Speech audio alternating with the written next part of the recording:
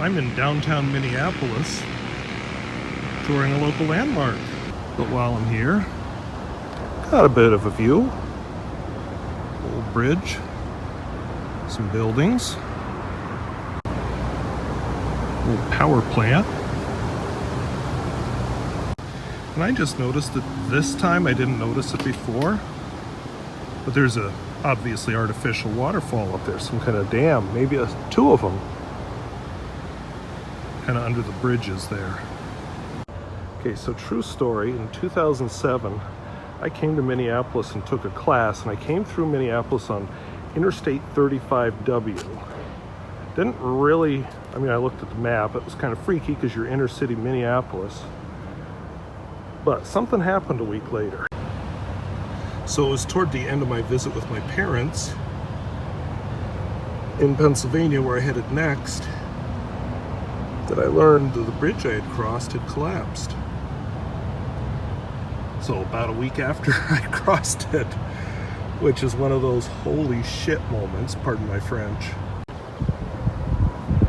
And that right there is the bridge in question.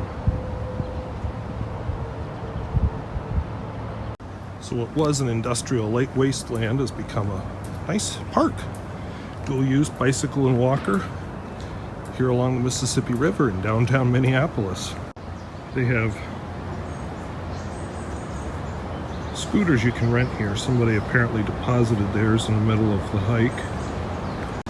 That seems like the park people are trying to give you some views beyond. And down here we'll have to zing through traffic. Just a little closer look. Try not to drop this in the river. So this is a fun little bit of stagnant water. But they've got some of the ruins of the old mills, and then they're trying to restore the hillside. And then some more old mills up there. I'm just going to go out on a limb and say when they built that bridge, they did not picture buildings like that behind it. Oh yeah, cool old stuff. Ducks being duck-like.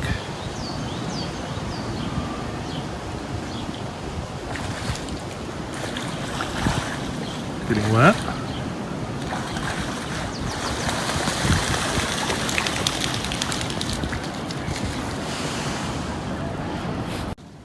So one time this waterfront was all industrial mills and stuff because, water was the power and the shipping and things. Then I guess it went through a period of being warehouses and junk. And now they're preserving the ruins but trying to make it into more of a park that people can actually enjoy. Life is getting better. Here we have the lock. See if I can get a view or if I have to pay. Yeah, I was right. That bridge is a railroad bridge.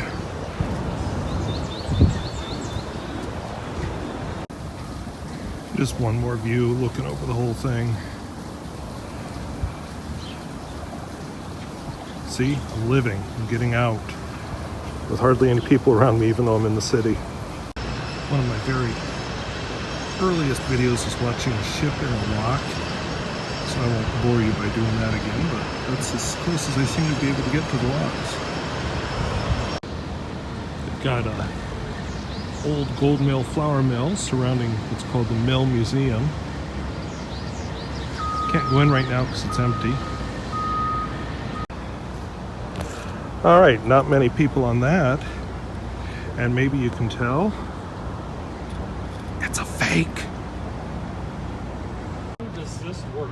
And my students do this for competition. Here's a real life booma lever at the Guthrie Theater. So I will say Minneapolis is a lot more fun when somebody else does the driving and I don't have to. So, kind of a fun little spot. Well, hello, I am back for Wednesday's part of the travels with a lot of traffic beside me. I'm in St. Paul, Minnesota, and I see something straight out of North Dakota. He was loud, straight ahead of me. So longtime followers of the channel might recognize that this is a lift bridge. And here's one in the middle of St. Paul, and that house on top is still there, whereas the one in North Dakota is all gone. So, surprise! I'll take you along the waterfront, but we've got a busy street here. We've got a bridge over troubled water and more stuff. Nice industrial wall. And then what? Some ruins here. I don't think you can get to them, but it's kind of cool that they're there. Just some fun buildings above that industrial stuff here in St. Paul. Trees are going to be great when these grow up, I think. Already kind of nice. This would be a nice riverfront. Just a closer look at a riverboat. And do people live on houseboats in Minnesota? Definitely looks like a whole bunch of them. One thing I'm kind of noticing is a lot of the joggers, I'm not judging, but a lot of joggers use headphones. And I don't know, back when I was jogging, I liked to hear the world around me. Of course, it didn't sound like this, so it was a little more natural sounding. But yeah, just not my thing, but good for them if it works for them. When I was jogging and things, Walkmans were the thing, and you bounce up and down with the Walkman and your cassette might skip a little. CDs actually had a worse time when you were jogging. And now it's all MP3s on your cell phone and just keep in your pocket, and you have little earbuds in your ears that aren't even attached to the cell phone. Just a quick look at some industrial stuff. A lot more wind today. Kind of a neat little amphitheater right here, and with the river behind me. And I'm just kind of picturing, you know, you bring a music performer where I'm standing, or a speaker, especially if they have some speakers, and be a neat spot to listen to a musical performance or watch somebody, you know, just in a small group. And here maybe we could have a smaller group, maybe parents watching their kids splash in the fountain. I've always liked fountains, even if they're a little wasteful of water. I think they just give a nice ambiance, especially, I mean, there's the river here, but if you don't have running water around, the sound of water moving is just relaxing. Forgot to mention it before, but a lot of these fountains have these cool birds at one end. My brain, I have calls of mine, going. There's Nemo or his dad about to get eaten. My chauffeur, Mr. Gustafson, was telling me he doesn't like walking in this kind of area because it's too open to the water that you can fall into. Is yuppie still a word people use?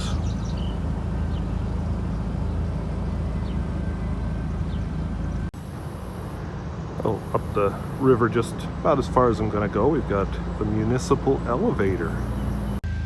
And just across the river, we've got a paddle boat. And some more. I'm going to see if we can get far enough up to see the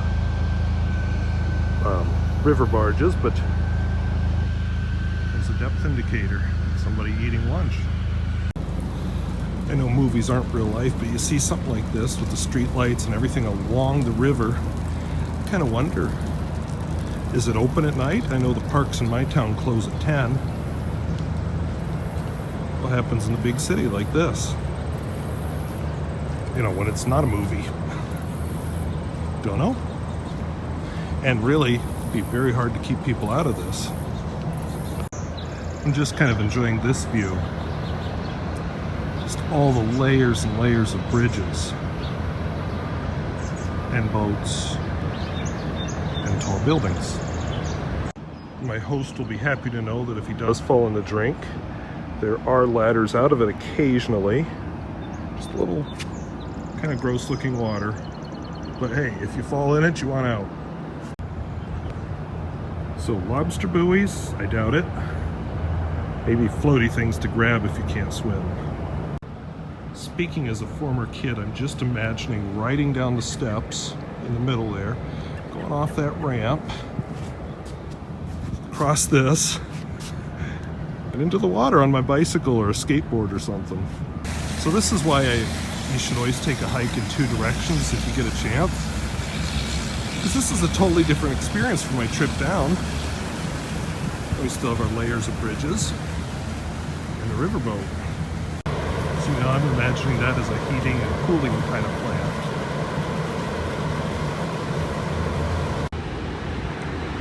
Couldn't get quite wide angle enough for this.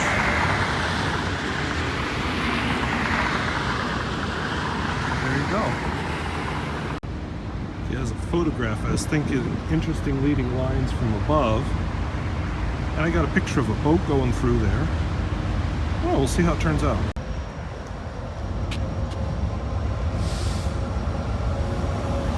I think this speaks for itself.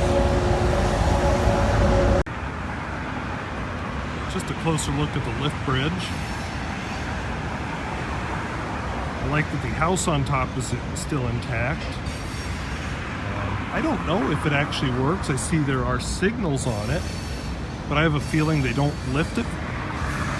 Okay, I actually don't know if they lift it or not. I see I keep tilting down as I talk. But anyway, a lift bridge. Just a closer look. And then some of the defenses so that the foundation of it doesn't get destroyed by some lost boat.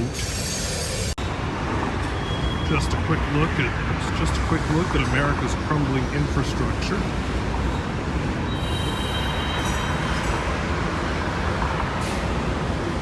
And just so you know, there are active signals on this lift bridge.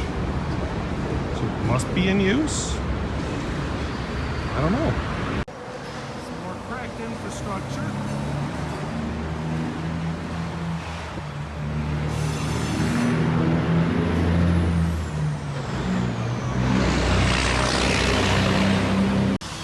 Just in case I didn't offend anybody the first time,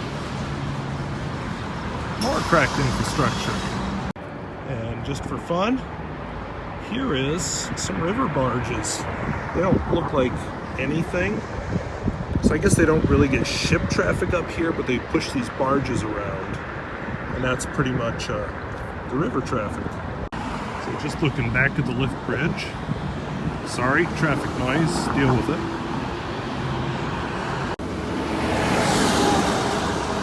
Fun city view.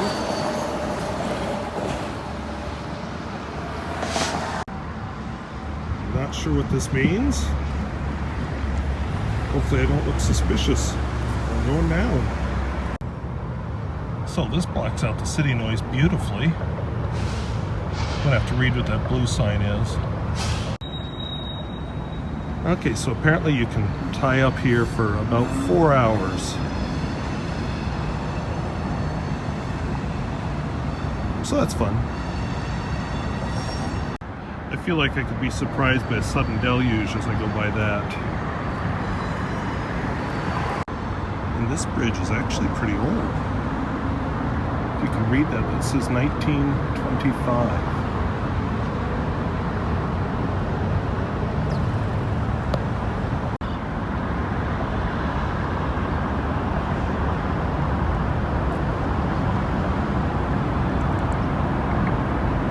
Just a closer view of the river barges here.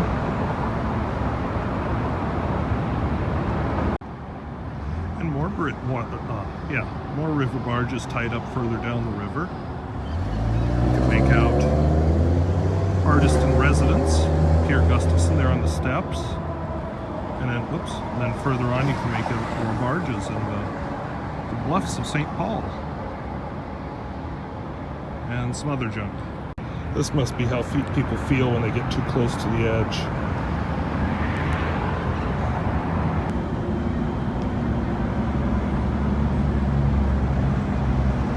Okay, I was told that there's some marks down here for various floods. Haven't seen any until just now between these barges. I have the feeling that's either 1,965 feet elevation, which I don't think Minnesota's that high, or that's the 1965 flood. And just kind of an unsuccessful attempt to cover up graffiti. We'll do it everywhere but where our roller can go.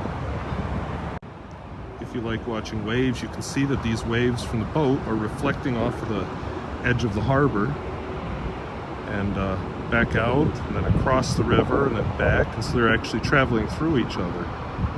which has just always been one of those fun things about waves I've enjoyed. And they're, you know, it's dampening, and before long they'll disappear. So that was the port of St. Paul and the river walk along it. You know, we are just within a few feet of the highway. I thought, what a neat spot.